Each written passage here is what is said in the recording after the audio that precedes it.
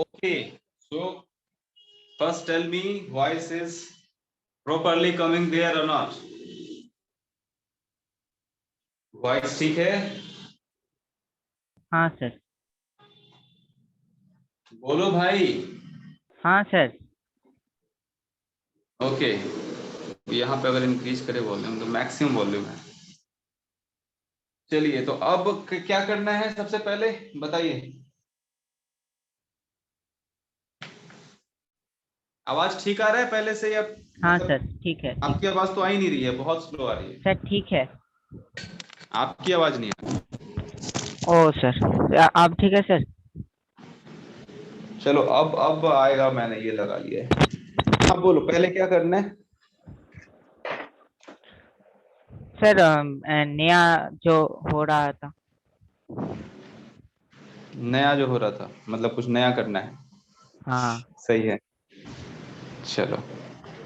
Sir वो और जो क्वेश्चन बाकी था वो लास्ट में कर लेंगे। वो लास्ट में करेंगे।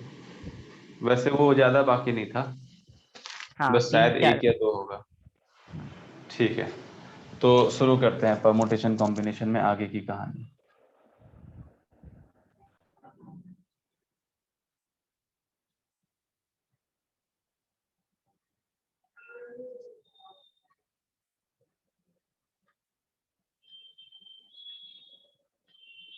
दिख रहा है ना पूरा परमुटेशन कॉम्बिनेशन, कहीं दूर तो नहीं चला गया हाँ वो। सर। नहीं। तो बहुत कुछ हमने पढ़ लिया, बहुत कुछ बाकी भी है। तो उसमें आ, एक आता है सेक्शन डिस्ट्रीब्यूट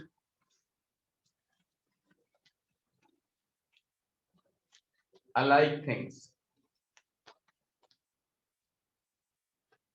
अलाइक मतलब एक जैसे, मतलब एक जैसे चीजों को डिस्ट्रीब्यूट करना है कुछ में। जैसे हो सकता है कि 20 चीजों को डिस्ट्रीब्यूट करना है 5 में। Any one can get any number of time, ठीक है। Any one can get any number of objects, distribute alike things. सबसे पहले मैं आपसे बोल रहा हूँ, आपके पास अगर 15 रुपए हैं, सब एक एक रुपए के सिक्के हैं, सब एक जैसे हैं, उनको 4 लोगों में बांटना है, तो कैसे बांटोगे। आप बोलोगे सर हम बहुत अच्छे इंसान हैं, सबको बराबर बांट देंगे, या 5 में बांटना हो सबको बराबर बांट देंगे, तीन तीन तीन तीन बांट देंगे। लेकिन क्या है, यही तरीका है बांटने का, और कोई तरीका नहीं है। कोई दूसरा इंसान ऐसा करेगा, उसको जो सबसे प्यारा रहेगा उसको दे देगा 15 का 15, बाकी सबको कुछ नहीं देगा।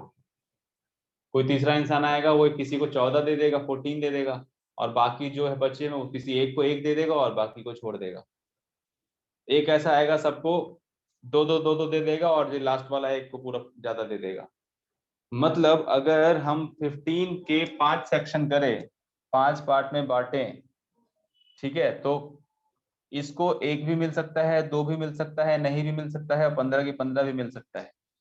इस तरीके से कितनी पॉसिबिलिटीज है। So number of ways in which 15 things can be distributed. 15 same things, similar thing नहीं, same thing एकदम similar ही बोल सकते हैं। 15 similar things can be distributed among 5 person या 5 part, 5 section। तो वो कैसे करेंगे। तो इसको हम दूसरे लैंग्वेज में ही बोलते हैं कि anyone can get none, one or more।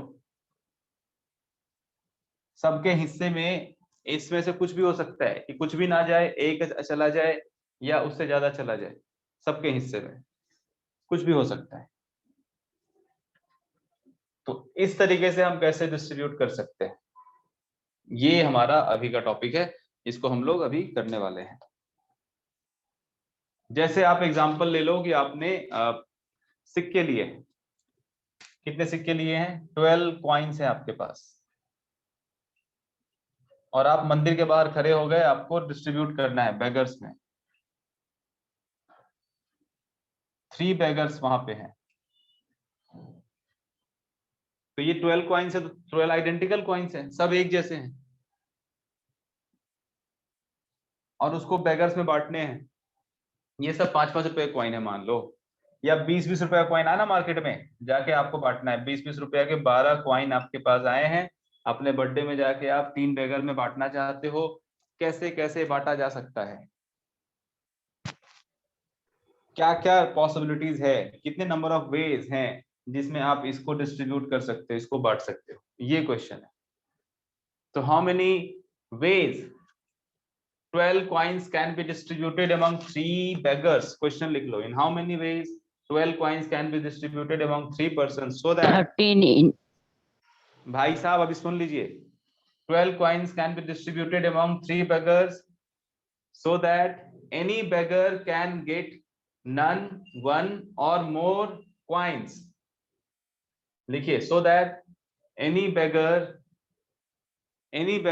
can get none, one or more coins, या फिर आप लिख सकते हैं any beggar can get any beggars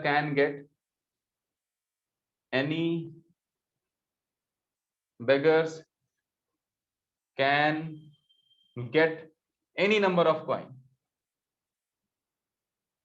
अच्छा, ये बात बोलने की जरूरत है क्या? अगर कोई बोलता है कि 12 कॉइन को डिस्ट्रीब्यूट करो 3 लोगों में और वो कुछ नहीं बोलता है, तो आपके मन में यही तो आएगा हाँ कि any beggar can get any coins, इसमें ये लिखने की जरूरत नहीं है स्पेसिफिकली, हाँ ये तो हमारे दिमाग में खुद ही चलना ही चाहिए ये चीजें।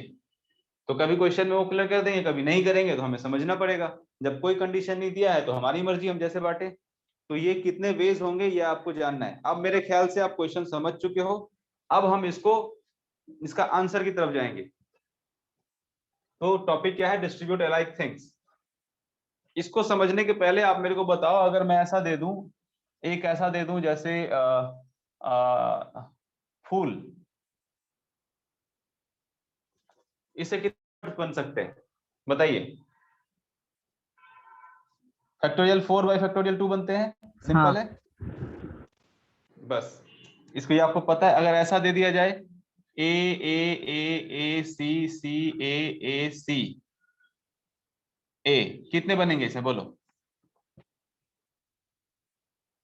तो 10 factorial by 5 factorial, 10 factorial by 5 factorial by 3 factorial, 5 factorial by ना 3 5 फैक्टोरियल नहीं, नहीं, 5 7 फैक्टोरियल। 7 फैक्टोरियल बाई 3 तो फैक्टोरियल। ये क्या हो जाएगा? 10c3 हो जाएगा बेसिकली।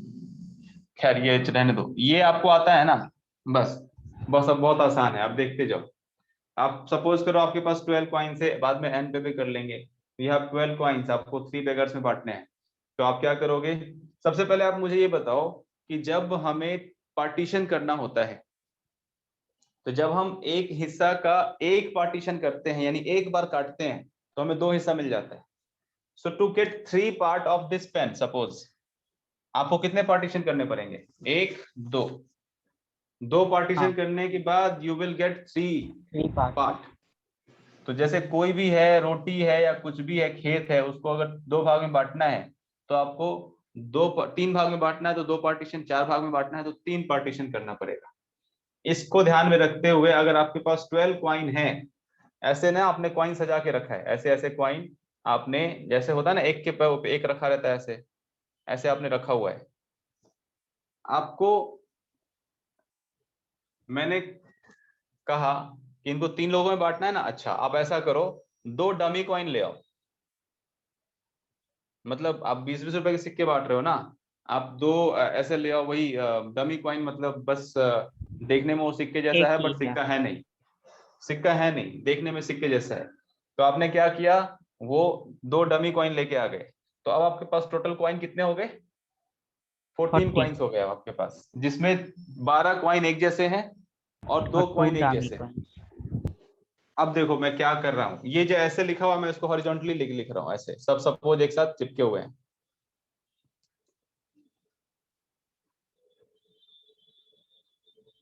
कितने हो गए? 14 हो गए अभी।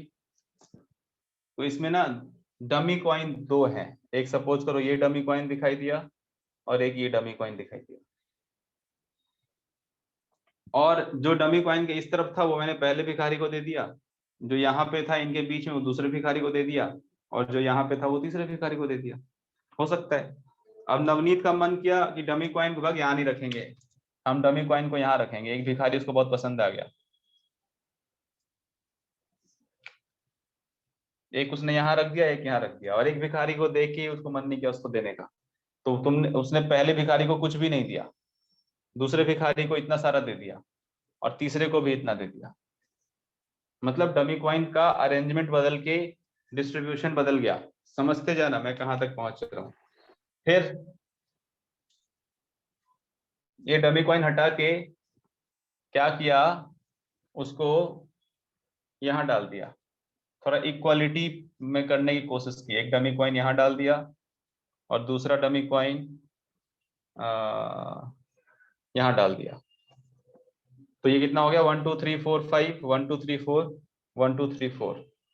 एक हटा दो, एक ज्यादा है इसमें, तो सबको इक्वल बांट दिया।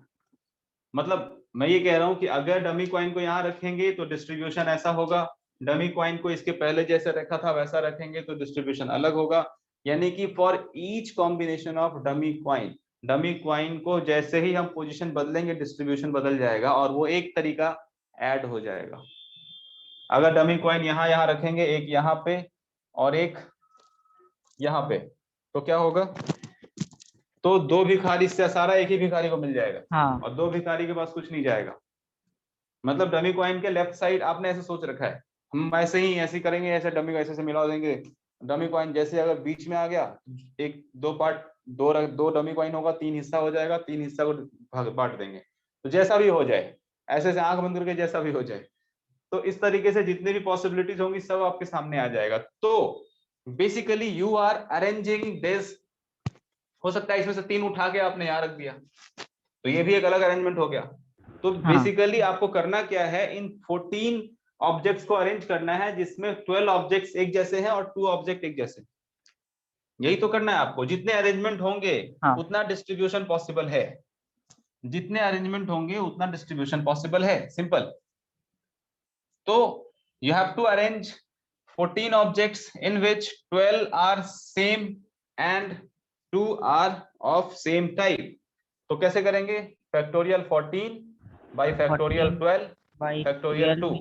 ये ऐसा ही हो गया। सपोज करो ए कितनी बार था, 12 टाइम्स था, और सी 2 बार था। तो इसका अरेंजमेंट ऐसे ही करोगे ना, factorial 12 by factorial 10 and factorial 2। बस यही करा गया यहाँ पे। तो अब इसको आप लिख सकते हो 14C2। यानी कि अगर आपको 12 ऑब्जेक्ट को तीन भिखारी में बांटना है, यानी कि 12 ऑब्जेक्ट को 3 लोगों में बांटना है या 3 पार्ट करने हैं, तो all the possible combination in which you can distribute 12 objects is this 14। यानी कि अगर n ऑब्जेक्ट की बात होगी और उसको आपको r लोगों में बांटना है, तो क्या होना चाहिए, नीचे देखो क्या हो रहा है, r-1, और ऊपर क्या हो रहा है, 2 ऐड हुआ, r में तो यहाँ पे हो जाएगा r-1। लेकिन अभी और अच्छे से बताता हूं मैं। Suppose there are n objects, तो n ऑब्जेक्ट्स ऐसे ऐसे आपने रख दिए, उसको आपको r लोगों में बांटना है। तो जैसे ही डिस्ट्रीब्यूशन आपको r पार्ट में करना है, आप क्या करोगे, r-1 पार्टीशन करोगे, यानी कि r-1 डमी चीज लेके आओगे। अगर ये बॉल है या गिफ्ट है या जो कुछ भी है, तो आप r-1 डमी गिफ्ट यहाँ पे चिपका दोगे जिसके अंदर कुछ नहीं है। और जैसे ही वो डमी गिफ्ट आएगा, डमी गिफ्ट जहां पे रहेगा उस तरीके से डिस्ट्रीब्यूशन बदलता जाएगा। एक को ये, दूसरे को ये, तीसरे को ये, चौथे को ये, पांचवे को, ऐसे कर करके। समझ पा रहे हो? तो वो डमी r-1 डमी बॉल्स या डमी ऑब्जेक्ट को डालने के बाद आपका हर एक कॉम्बिनेशन, हर एक पॉसिबिलिटी आपको एक बांटने का तरीका दे देगा। तो इस तरीके से अब आपके पास टोटल ऑब्जेक्ट कितने हो गए, n तो थे ही पहले से, r-1 डमी ऐड कर दिए गए, उसमें से n एक जैसे हैं और r-1 एक जैसे हैं। ये एक्सप्रेशन देखा हुआ लग रहा है आपको, पहचानते हो इसको? क्या है ये है n plus r-1 c r-1। देखो ध्यान से, यही तो है ये n plus r-1 c r-1। हाँ यानी कि आप अगले बार कोई क्वेश्चन दे कि आपके पास ना 50 बुक्स हैं और आपके सेल्फ हैं टोटल 8, मतलब 8 रैक में आपको 50 बुक डालने हैं, तो क्या तरीके हैं 50 बुक को डालने के? आप किसी भी रैक पे मन नहीं को उतना हाइट पे जाएगा, नहीं रखोगे, आपकी मर्जी, या अपना चढ़ के रख दोगे, किसी को खाली भी रख सकते हो, किसी को 50 के 50 एक में भी रख सकते हो, या बांट सकते हो, बैलेंस बना सकते हो, जो मर्जी। तो कितने तरीके से हम 50 बुक को 8 रैक में रख सकते हैं, तो यही तरीका 50, होगा।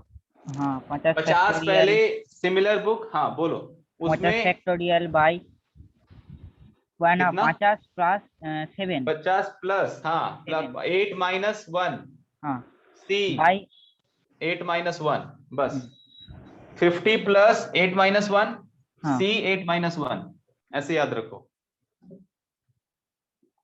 20 कॉइन्स को 4 बेगर में कैसे बांटेंगे, 20 plus 4 minus 20 1 plus 4 minus 1 4 minus C 1, 4 minus 1।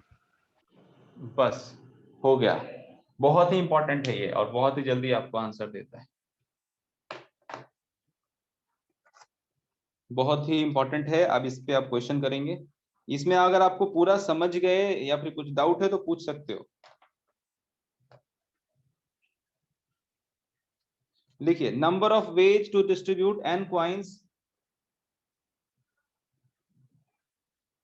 यहां तक पूरा नोट कर लो पहले, तब मैं मिटाऊंगा।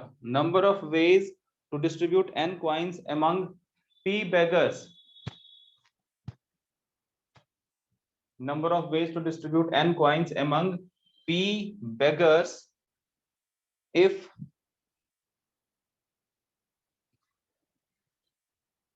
each one get at least one coin, if each beggar gets at least one coin, if each beggar gets at least one coin।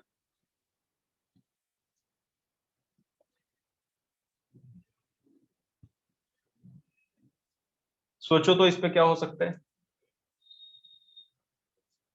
ये तो था, अगर मैं सीधा बोल देता कि n बेगर हैं और p, सॉरी n ऑब्जेक्ट है, n क्वाइन है, p बेगर में बांटना है, तो सीधा यही आंसर था, n plus p minus 1 c p minus 1। लेकिन अब ये बोल रहा है कि एटलीस्ट वन क्वाइन तो सबको मिलना ही चाहिए।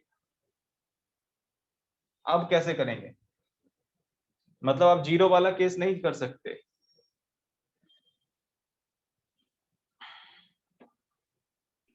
कोई कोई पागल माइनस बेगर पी हुआ, माइनस 1 कर दूंगा। बोलो फिर से। और sir N plus P minus 1 C P minus 1 minus P minus 1। Minus P, इसमें से माइनस पी माइनस 1 ऐसा हाँ ना, कोई बेस नहीं है इसका। पी माइनस 1 क्या माइनस करोगे, मतलब आप सर, बोल रहे हो कि एक ऐसा केस होगा जिसमें सबको एक हाँ एक एक एक एक, एक होगा, तो उसमें पी माइनस 1 क्यों माइनस करना, एक माइनस करो। तो ऐसा तो हो सकता है कि मैंने एक को ही सब दे दिया तो वो सब खाली पड़ जाएंगे, तो उसको तो माइनस सब कर खाली दिया। पड़ जाएंगे। हाँ, तो ऐसा बहुत हो सकता है। तुम बोल रहे हो पी माइनस 1 केस ऐसा होगा जिसमें कम से कम एक आदमी खाली होगा, यही है हाँ ना। हाँ एक भी आदमी अगर खाली है तो वो केस नहीं लेना इस बार। तो ऐसे पी माइनस 1 केस नहीं होंगे, ऐसे और भी ज्यादा केस होंगे, देख लो। एक बार आपने क्या किया, सारा का सारा एन कॉइन पहले वाले को दे दिया, ठीक, पहले वाले बेगर को दे दिया। एक बार आपने सारा हाँ का सारा एन कॉइन दूसरे वाले बेगर को दे दिया, एक बार आपने तीसरे को दे दिया, ये सब माइनस करना पड़ेगा। एक बार आपने सबको दे दिया, एक को रहने दिया। एक बार आपने सबको दे दिया, दूसरे वाले को रहने दिया। एक बार आपने दो को छोड़ दिया, दो को नहीं दिया। एक बार आपने तीन को नहीं दिया, ये सब माइनस करना पड़ेगा। एक बार आपने चार बेगर को कुछ नहीं दिया, कुछ भी हो सकता है, इन सबको माइनस करना पड़ेगा। तो सबसे पहले इसका आंसर ऐसे होना चाहिए कि we have total n coins, so first of all we distribute one coin to each one of beggar, so if there are r beggars, तो सबसे पहले r तो आपके गए, n माइनस आर कॉइन्स रहेंगे। अब r तो r कॉइन आपने डिस्ट्रीब्यूट कर दिए, एक एक करके सबको, एक एक एक एक सबको कर दिए। हो गया क्लियर। चलो अब बचे हैं n माइनस आर कॉइन, तो इसको आपको अब फिर से n माइनस आर कॉइन को अब आप आर बेगर्स में ठीक उसी तरीके से डिस्ट्रीब्यूट करोगे जैसे आपने अभी सीखा है, क्योंकि अब आपके पास कोई हाँ रिस्ट्रिक्शन नहीं है, आप जिसको जितना मर्जी दे दो मत दो। तो अब ये परफेक्ट लग रहा है। तो एन, अब आप जैसे एन को अगर डिस्ट्रीब्यूट करना था आर बेगर में तो क्या करते थे, एन प्लस डमी कॉइन लेते थे R, N plus R minus 1 by C R minus 1। CR-1। तो यहाँ पे अब क्या करेंगे, ये इतने थे, अब बेगर कितने हैं, n अब माइनस बेगर आर है तो हो गया, एन बेगर, ये 8 बेगर। r बेगर है, तो r डमी कॉइन लगाओगे, हाँ फिर CR-1, ठीक है।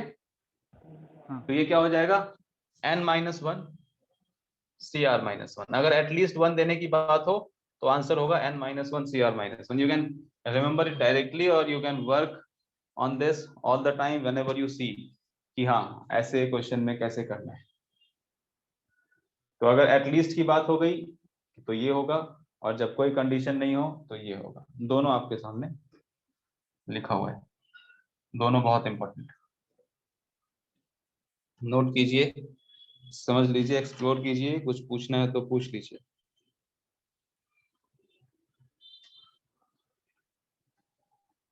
लिखिए question, distribute 10 identical balls among 4 boys, distribute 10 identical balls among 4 boys so that they can receive none, one or more balls, so that they can receive none, one or more balls।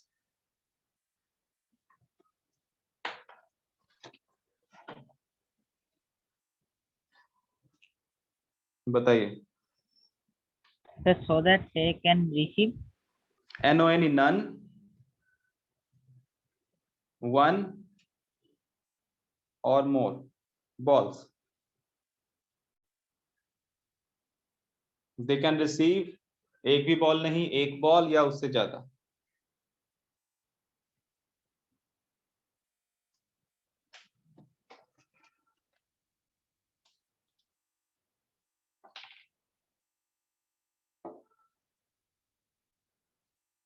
Thirteen C3। हाँ ठीक है, 13C3। 13C3 सही है, आसान है। अब एक question लिखिए, x1 plus x find non negative integral solution of, थोड़ा धीरे से बोल। Find non negative integral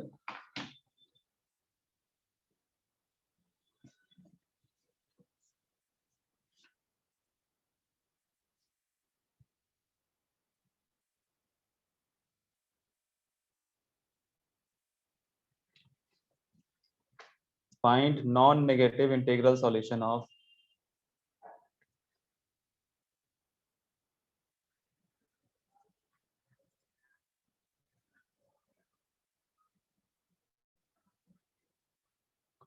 x1 plus x2 plus x3 plus x4 is equal to 10।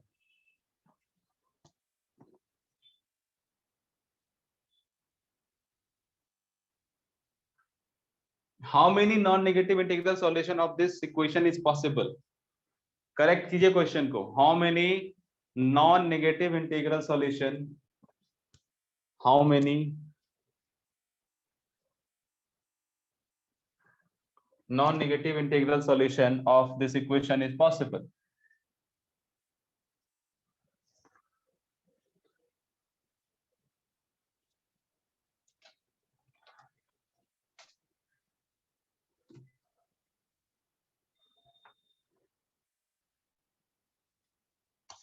बताइए।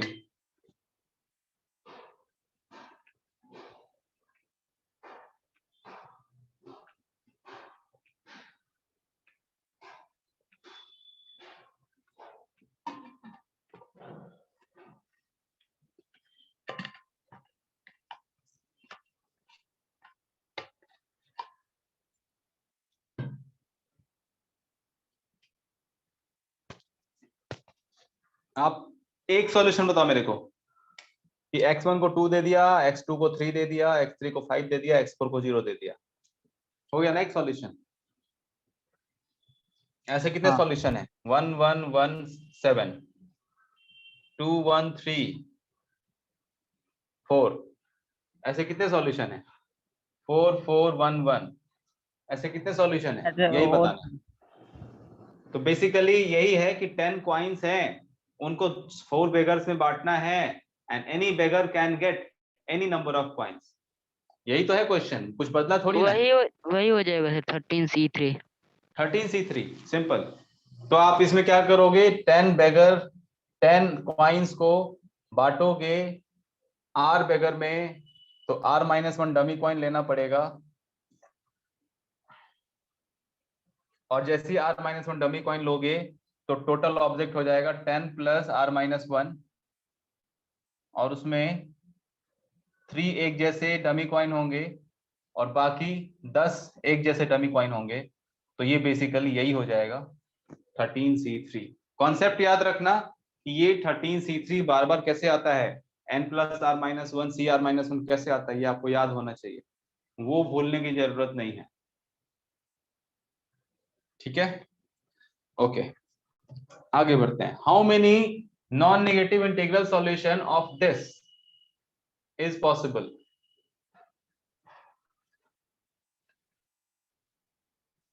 इसका आंसर क्या होगा? लेस और इक्वल टू 10।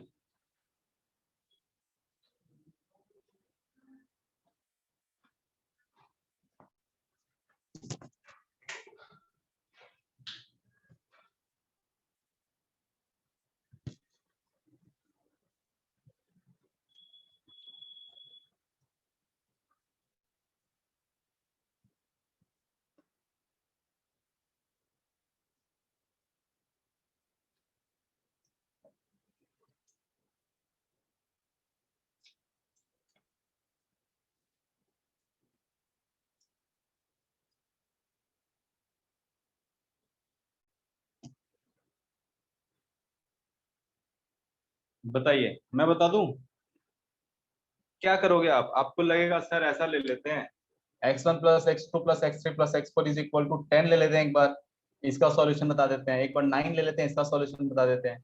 एक बार ले लेते हैं सर 8, ऐसे सॉल्यूशन बता देते हैं, और सबको ऐड कर देते हैं। यही हो सकता है। सर पहले वो सर 10 डिजिट से हमें 4 चूज करना है कि 10C4 उसको 4 में डिस्ट्रीब्यूशन करना है, ऐसे होगा। तो फिर क्या होगा उससे? तो उससे तो फिर एग्जैक्टली 10 हो जाएगा ना। अभी तो 10 पक्का नहीं है ना, इसका सम 5 भी हो सकता है, इसका सम 6 भी, 2 भी हो सकता है, 0 भी हो सकता है। अच्छा नॉन नेगेटिव चाहिए तो 0 नहीं होगा, 1 तो हो ही सकता है। मतलब 10 से नीचे कुछ भी हो सकता है, 1 2 3 4 5 6 7 8, यहाँ पे हम कुछ भी प्लेस कर सकते हैं। इसलिए हम 10C करके अगर कुछ करेंगे तो गलत होने के चांसेस हैं। तो देखो, इसको करने का बहुत प्यारा तरीका है, जो करने के बाद आपको बहुत ही अच्छा लगेगा। आप यहाँ पे एक अपने मन से वेरिएबल ले लो, x5 ले लो या t ले लो, जो कुछ भी ले लो।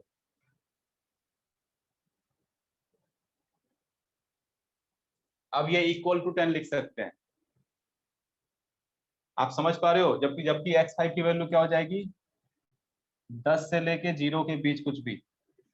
एक ऐसा वेरिएबल डाल दो x5 जिसकी वैल्यू 0 से 10 के बीच कुछ भी हो सकती है। तो ये जो पूरा वैल्यू सम था वो 10 और उससे कम है, तो अब ये डालने पे हम उसको इक्वल कर सकते हैं। यानी कि जब इसकी वैल्यू 5 हो रही होगी तो ये 5 दे देगा, इसकी वैल्यू 3 हो रही होगी तो ये 7 दे देगा, सबका सम 5 10 हो जाएगा। तो अगर हम इसके सॉल्यूशन फाइंड कर लें तो हम x1 x2 x3 x4 का जो भी कॉम्बो पॉसिबल है वो हम बता सकते थे। हमें तो यही चाहिए था ना कि इनका सम 10 या उससे कम हो। अभी भी तो यही है, इसका सम 10 या उससे कम ही होगा ना। 10 या 10 से ज्यादा कैसे हो सकता है इसका सम? ये सब हाँ कुछ जोड़ के 10 है, और ये अकेले 0 से 10 के बीच में है, यानी कि इनका सम आराम से मैथमेटिकली देख सकते हो 10 या उससे कम होगा। सिंपल है। तो यानी कि ये अभी भी मेरा जो क्वेश्चन था अभी भी वो जिंदा है, मतलब हमने कुछ अलग नहीं कर लिया। तो actually the question becomes now the 10 identical coins to be distributed among 5 beggars. हाँ So how to do 14C4। this? Yes, 10 + 5 - 1 C5 - 1, ये आंसर है। तो ऐसे इनइक्वालिटी वाले भी आप क्वेश्चन कर सकते हैं। तो सर इस तरह से सर ये तो एक तरीका है, लेकिन सर एक तरीका तो और ये भी हो सकता है ना सर, 4 बगैर है फिर उसको 10 में फिर इसको 9 में, इस तरह से भी तो कर सकते हैं, तो सबको जोड़ आप करके देंगे। देखना, वो जोड़ के इतना ही आएगा, ठीक है सर। आप जोड़ के यही आएगा 14C4। लेकिन क्यों करोगे खेती, कर सकते हो, करो, करके देखो, देखो क्या होगा मैं बताता हूँ। यहाँ पे आपने एक बार 10 ले लिया, ठीक है, तो ऐसे केस में क्या आंसर आया, 14C4 आ गया यहीं पे, 14C3 आया, ठीक है। देखो हाँ सर। ये 14C3 आया, जब 9 होगा तो क्या होगा, 13C। 13C3। Yes sir. सबको जोड़ो, 12। हाँ सर। 12C3, और लास्ट में करते करते क्या होगा बताओ, क्योंकि हमें नॉन नेगेटिव लेना है, तो अगर सपोज करो एक को एक ले लेंगे, या सबको 0 0 0 ले लेंगे, या फिर सबको 0 0 0 ले लेंगे, तो जीरो भी ले सकते हैं। तो जीरो के केस में ऐसा कर लो आप, वन, उसमें ये तो सी, एक के इक्वल होगा। 1C3 तो कर ही नहीं सकते ना आप, क्योंकि वो तो गड़बड़ हो गया, 3C3 कर दो। लास्ट क्या कर सकते हो आप, यहाँ पे 1 नहीं कर सकते, क्योंकि फिर इस 1 क्या करोगे, 1, अच्छा 1 कर दो, चलो यहाँ 1 कर सकते हो, यानी एक को आपको 4 में बांटना है, तो आपको डमी वेरिएबल कितना चाहिए होगा, 4 - 1, फिर C4 - 1, तो क्या हो गया ये 4C3। हाँ सर 4C3। तो लास्ट जो होगा वो 4C3 होगा। एक बात और सोचने दो पहले, अगर यहाँ 0 हुआ तो, जब लेस देन में तो ये 0 भी है, और नॉन नेगेटिव इंटीग्रल सॉल्यूशन में हम ये तो ले ही सकते हैं, जिसमें हम सबको 0 0 0 0 नन दे जीरो है देंगे। ना सर, नन जीरो है ना sir. How many non negative, तो नॉन इसमें जीरो तो होगा नहीं बोला है। 0 + 4 - 1 C4 - 1, कितना हो जाएगा 3C3। तो 4C3 के बाद ये हो जाएगा 3C3, नहीं दिख रहा होगा आपको। हाँ सर। तो आप 14C3 से 3C3 तक पहुंच गए। अब यहाँ पे आपको एक नया कॉन्सेप्ट मिलने वाला है, ध्यान देना। अब बस इनको ऐड करो और देखो क्या आता है। तो मैं यहाँ पे क्या लिख रहा हूँ, 3C3 + 4C3 + 5C3, और ऐसे कर करके कहाँ तक पहुंचना है, 13C3 13C3। + 14C3, इनको ऐड करो। अच्छा आप लोग 10th पास करके आए हो, आपको बाइनोमियल का एक्सपेंशन थोड़ा सा बताया जाता है, जो भी कॉम्पिटिटिव लेवल पे पढ़ाई करते हैं। मुझे ये बता दो 1 + x⁴n का एक्सपेंशन याद है आपको, एक्सपेंशन 1 + x⁴n का एक्सपेंशन याद है, नहीं याद हाँ है, sir. NC0 NC0 x⁴n x⁴1 x⁴0, ऐसे भी हो सकता है, y⁴1। तुम जो हाँ बोल रहे हो वो सर। भी ठीक है। ऐसे कर करके वो होगा NCn x⁴n। सर और नहीं तो 1 + nx + n × n - 1/2 × x²। वही है, वही तो है। हाँ तो 1 + x⁴n का एक्सपेंशन आपको पता है। और मेरे को बताओ यहाँ पे, अगर मैं यहाँ पे 3 कर दूं तो क्या होगा, x⁴1 0 1 2 3, लास्ट यही हो जाएगा, 3C3 x⁴3, 3C2 x⁴2, 3C1 x⁴1 and 3C0 x⁴0, यही हो जाएगा। हाँ तो हाँ सर। यहाँ पे 3C3 कहाँ मिला आपको, जो x³ का कोएफिशिएंट है वही तो 3C3 है, ध्यान से देखते रहना। अब मेरे को बताओ 1 + x⁴4 में आपको 4C3 कहाँ पे मिलेगा, तो मैं एक्सपेंड करता हूँ, सारा नहीं लिखूंगा, 4C0 4C1 4C2 4C3, 4C3 and x⁴3, इसके बाद होगा 4C4 x⁴4, इसका एक्सपेंशन भी यही आएगा ना, second last term.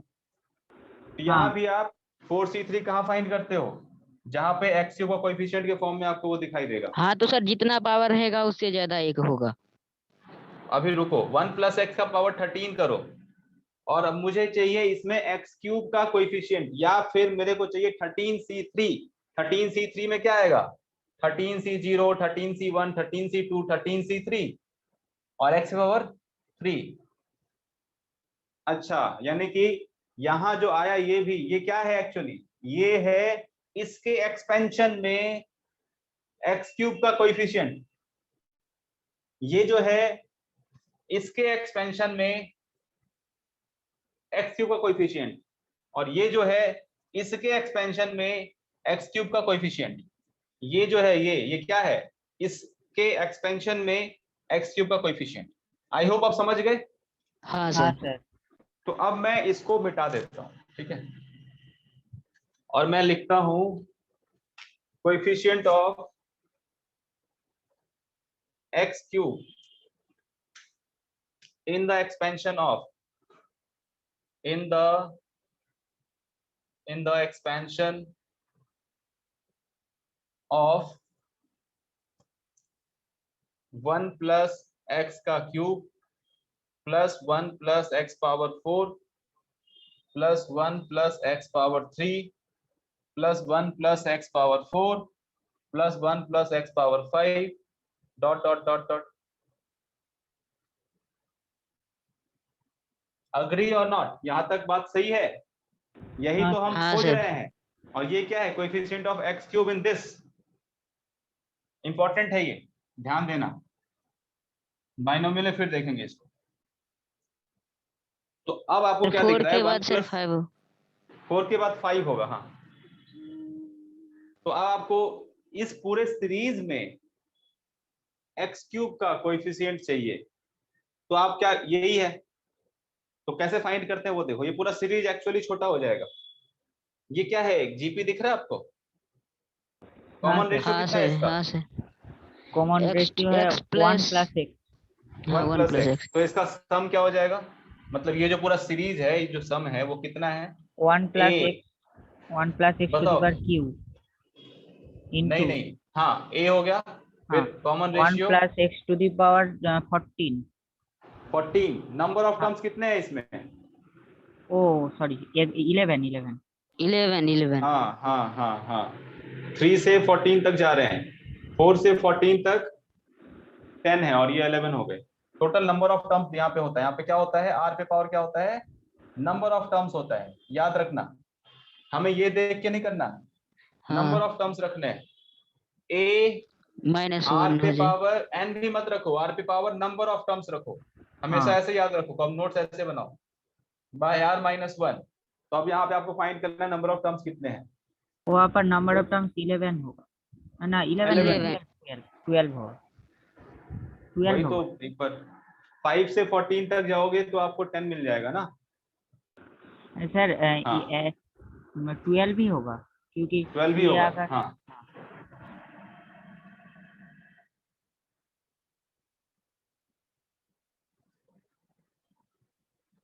Bye R -1। तो अब आपको क्या मिल रहा है यहाँ पे, 1 प्लस एक्स का पावर 15। ठीक है, आप इसको, हाँ 15, ठीक है। और यहाँ पे क्या आ रहा है, 15 ये हो गया, और यहाँ पे minus -1 plus x to the power 3 by by x. 1 x. ठीक है, तो ये जो पूरा हम बोल रहे थे ना, ये इसमें एक्स क्यूब का कोएफिशिएंट हमें खोजना था। तो अब हमें एक्स क्यूब का कोएफिशिएंट इसमें खोजना है।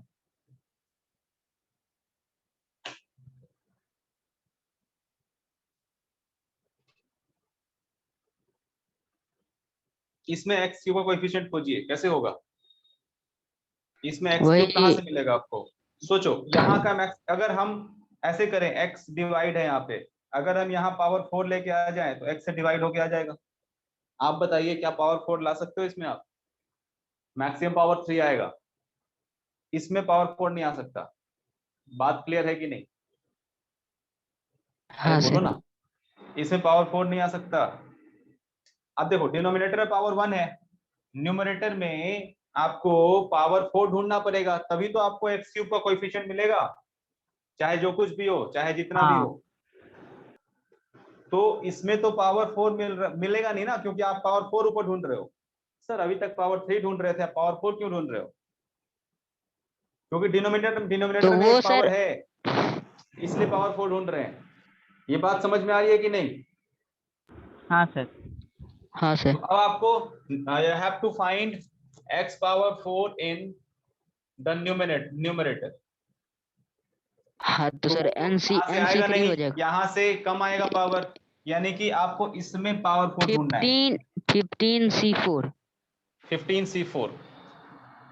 सिंपल है, 15c0, 15c1, 15c2, 15c3 x पे पावर 3, 15c4 x पे पावर 4। तो ये वाला हो जाएगा 15c4 और यहाँ x पे पावर 4 रहेगा। साथ में जो कुछ भी आगे पीछे रहे क्या फर्क पड़ता है, हमें इसमें सिर्फ x का कोएफिशिएंट चाहिए था और x का कोएफिशिएंट कितना है, 15c4 है। 15c4 इसका मतलब है 3c3, 4c3, 5c3 dot dot dot dot 13c3, 14c3, इनका सम क्या होगा, इनका सम होगा 15c4। मतलब इसमें भी एक ऐड हो जाएगा और इसमें भी एक ऐड हो जाएगा। और इसके पहले जो क्वेश्चन किया था उसमें यही आंसर था या अलग था? हाँ सर, उसमें तो 14c4 था। क्या क्वेश्चन था, याद कराओ फिर से। और sir, how many non negative integral solution of x1 plus x2 plus उसमें x3 sir- plus x4 less than 10, less than equal to 10। उसमें सर एक आप ज्यादा ले लिए थे, 5 ले लिए थे, उस डमी कॉइन्स एक लिए थे। डमी पॉइंट्स तो इसमें आपको तो 4 ही उससे लेना क्या है, लेता है? हाँ 4 लेना है तो 14 ही होगा ना, 14c4 होगा। इसमें आपको डमी कॉइन 4 लेना है। जब x5 का कुछ भी हो सकता है, तो x5 1 हो, जो भी हो, लेस देन लेना था। तो अच्छा ठीक है। और इसमें मैंने आपको बताया था कि इसको हटा दीजिए और इसको मैंने एक बार 10 ले लिया, एक बार 9 ले लिया, एक बार 8 ले लिया और एक बार 0 ले लिया। तो 3c3 से यहाँ से 3c3 हुआ, ये 4c3, ऐसे कर करके लास्ट में पहुंचे थे 10 पे।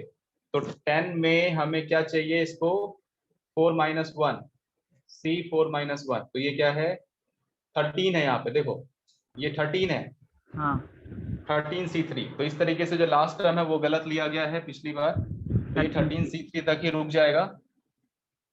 तो अब 13c3 तक रुक जाएगा, मतलब यहीं तक ये रुक जाएगा। यानी कि अब ये पावर कितना हो जाएगा, x क्यूब यही 11 रहेगा और ये 11। पावर अब 11 और ये हो गया 14 और अब ये हो गया 14 c4 आंसर। देखो वो ऐसे भी हो गया वैसे भी हो गया, मतलब आप अपनी सोच पे टिके रह सकते हो, लगे रहने पे आंसर आ जाएगा। समझ आई बात? इसके बाद आपको ये याद रख लेना है, ये चीज, इसको जनरलाइज कर देते हैं। ये तो आपका क्वेश्चन तो हो ही गया, वो आपको समझ में आ गया अच्छे से कि हम कैसे बेगर्स में डिस्ट्रीब्यूट करते हैं, anyone can get in number of coins, वो आपको समझ में आ गया। उसके बाद जो आपको एक नई चीज इसमें मिल गई, वो ध्यान में रखना है। वो क्या मिला है, या तो वो याद रखो या उसको बार बार डिराइव करके उसको मेमोरी में फिक्स कर लो।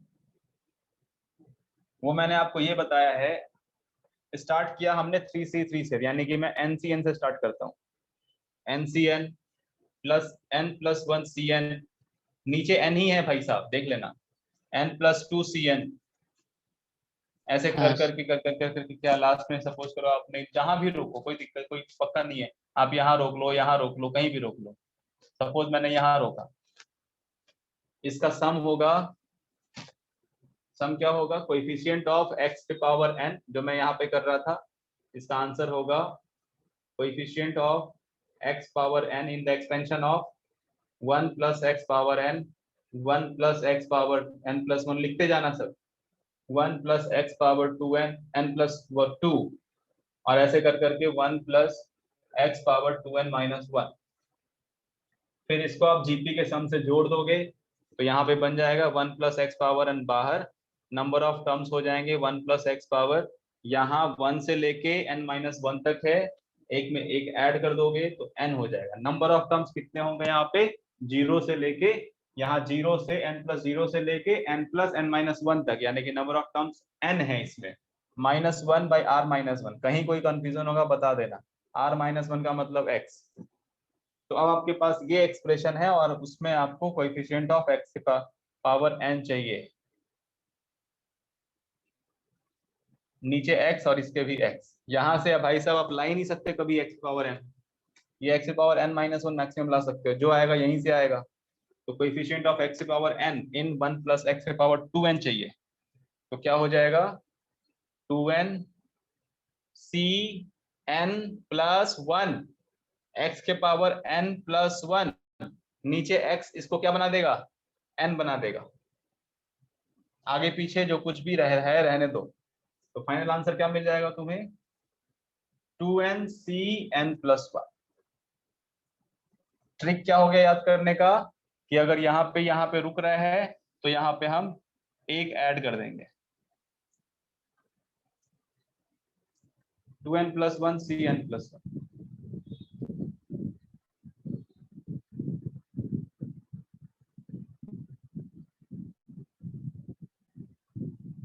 ठीक है, नोट कीजिए सर।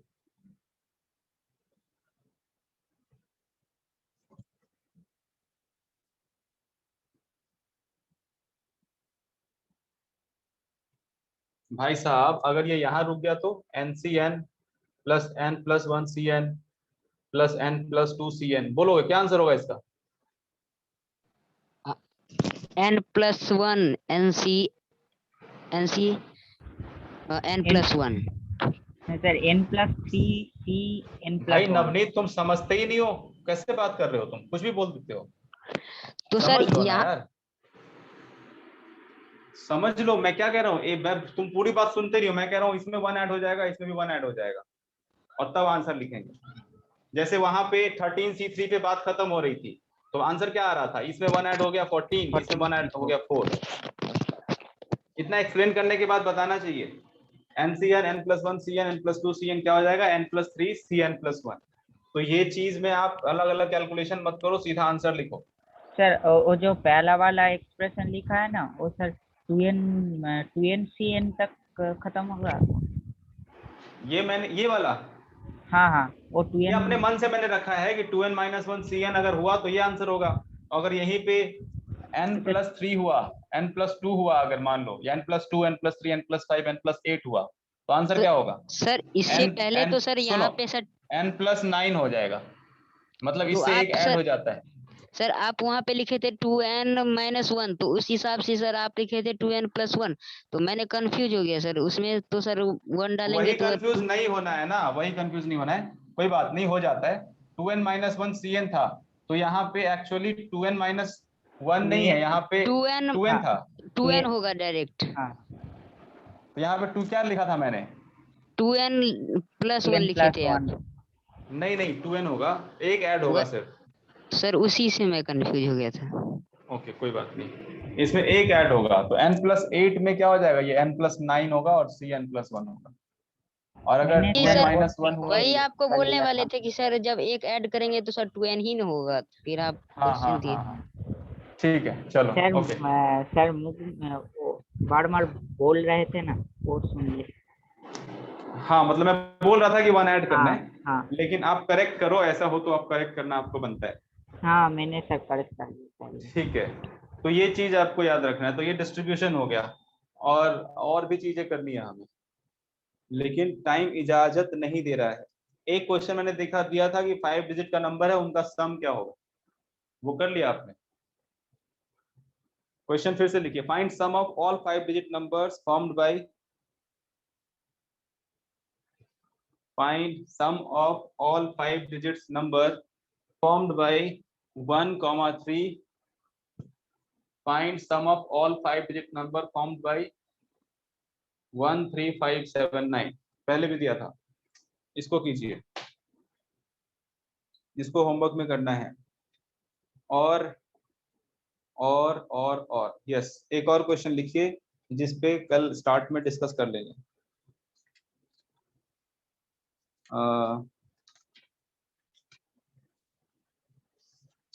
इसमें रिपीटेशन तो अलाउड नहीं है सर। नहीं रिपीटेशन लाउड नहीं, सब डिफरेंट डिजिट से ही बनेगा।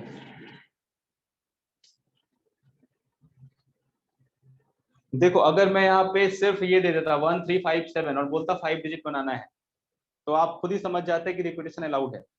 और हाँ जब मैंने 5 के 5 डिजिट दे दिया है, ठीक है, लेकिन क्वेश्चन में वो डिफरेंट लिख देते हैं, आपको कंफ्यूज नहीं करेंगे, बस इतना ही समझो।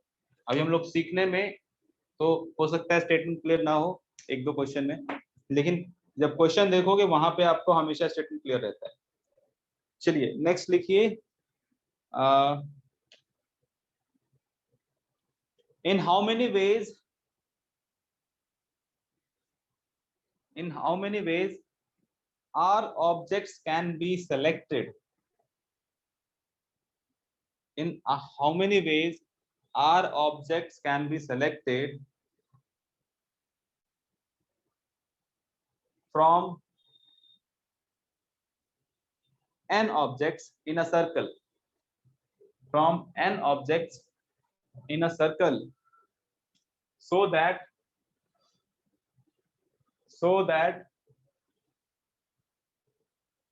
they are not consecutive. So that they are not consecutive.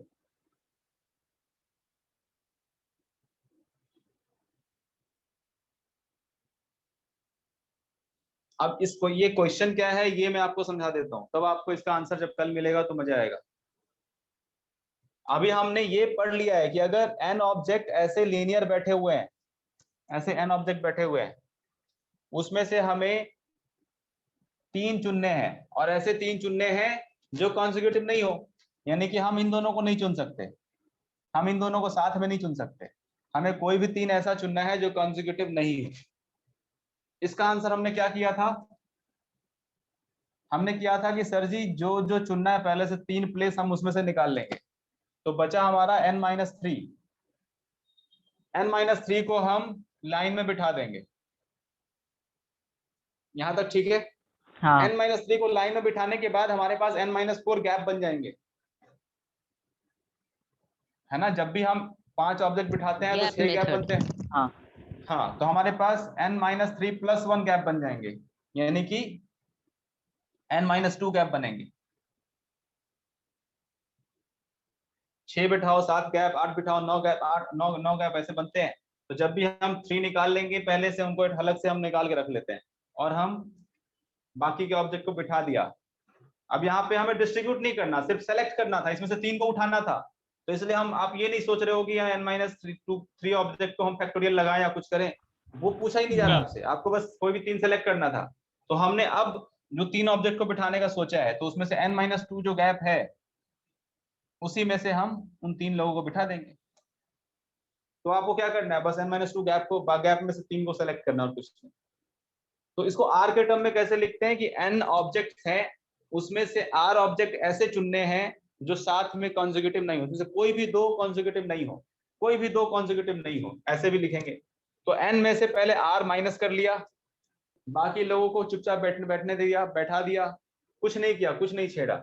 यहाँ पे n लोग बैठे थे, 3 को उठा लिया, कोई भी 3 को उठा लिया। अब सॉरी, r को उठा लिया, तो n-r चुपचाप बैठे हुए हैं, n-r बैठे हुए हैं, तो n-r + 1 गैप क्रिएट हो गया। n-r + 1 गैप क्रिएट होने के बाद उसमें हमें r ऑब्जेक्ट को बिठा देना है। हाँ तो n-r + 1 CR is the number of ways of selecting r object out of n linear object, so that not any two of the r are consecutive to each other. ये statement आप लिख लो कि n में से r को चुनने का तरीका जिसमें कोई भी 2 आपस में साथ में नहीं बैठे हों। ये ठीक है, लीनियर की बात है। यही क्वेश्चन आपको दिया गया है सर्कल में कि if n person are sitting in a circle, इसमें से आपको r ऐसे चुनने हैं जो कॉन्सिक्यूटिव ना हो, जैसे यहाँ पे था। तो इसका आंसर क्या होगा, सर्कल में क्या होगा? लाइन में तो ये हो गया, सर्कल में क्या होगा?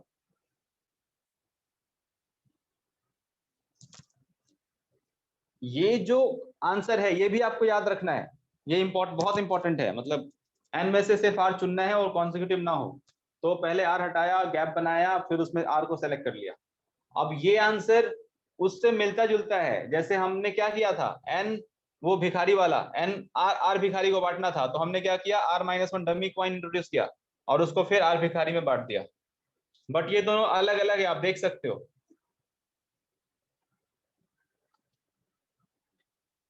हाँ यही था ना, n-r-1 CR-1 था या CR था ना, CR-1। तो देखो दोनों अलग अलग है, इसको देख के आप अलग अलग ही रखना, नोट्स बना लेना दोनों का। तो ये अलग है, ये अलग है, इसलिए कॉन्सेप्ट याद रखना जरूरी है। तो चलो ये आप सर्कल वाला सर्च करना कैसे होगा, और सम ऑफ डिजिट करना, एक दिन का यही होमवर्क है।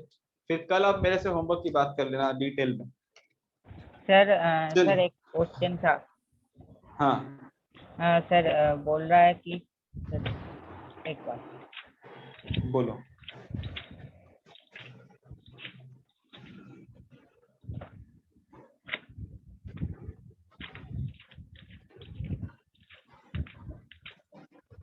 सर बोल रहा है कि a debate club consist of 6 girls and 4 boys. 6 girls 4 boys, 1 second। 6 girls 4 boys, ठीक है। A team of 4 members is to be selected from this club, including the selection of a captain. वो sir bracket में लिखा है from among these 4 members अच्छा for the team. If the एक team has second एक captain क्या among the 4 member, यानी कि क्या 4 मेंबर का टीम सेलेक्ट करना है, ठीक है, जिसमें सर एक कैप्टन होगा। भाई सर समझ नहीं पा रहा है कि एक कैप्टन वो 4 के अंदर होगा या 4 के छोड़कर। 4 में से एक कैप्टन होगा ना, बोल रहा है ना, इंक्लूडिंग इन दिस 4, इंक्लूडिंग मतलब उसमें कैप्टन है, 4 के अंदर एक कैप्टन है। और आगे बोलो। If the team has to include at most 1 boy, then the number of ways of selecting the team is। तो एट मोस्ट 1 बॉय और कुछ नहीं बोला। यही हो सकता है, या तो 0 या तो 1 हाँ बॉय के लिए। और गर्ल्स के लिए अगर हमने एक यहाँ लिया तो गर्ल का क्या हो जाएगा 5। अच्छा 4 का सिलेक्शन है ना, तो 3 और ये 4, और तो कोई पॉसिबिलिटी नहीं है। ये कैप्टन वाली बात क्या है, कैप्टन वाली बात फिर से पढ़ो। बोल रहा है कि a team of 4 members is to be selected from this club, including the selection of a captain। उसके बाद ब्रैकेट में लिखा है from among these 4 members for the team। Okay मतलब टीम तो 4 का ही सेलेक्ट करना है, उसमें कैप्टन होगा, किसी को कैप्टन बना देंगे, हो गया। यही आंसर होगा 6C3 into 4C1 6C4 into 4C0। इसमें एक कैप्टन होगा, हमें क्या करना उससे। हाँ सर कैप्टन उसने पर्टिकुलर बताया नहीं है कि कैप्टन बॉय का होगा या गर्ल का होगा या पर्टिकुलर एक आदमी का होगा, तो हम उस कैप्टन को पहले ही से अलग कर देते और फिर टीम का टीम बनाते। बोलिए। सर ये सर आंसर। हाँ आंसर। हाँ ये आंसर है। आंसर अलग है क्या? हाँ थोड़ा अलग है। तुम ना वो शेयर कर दो मेरे को भी, तुम जो क्वेश्चन दे रहे हो, ठीक है। चलो ठीक है, कल मिलते हैं।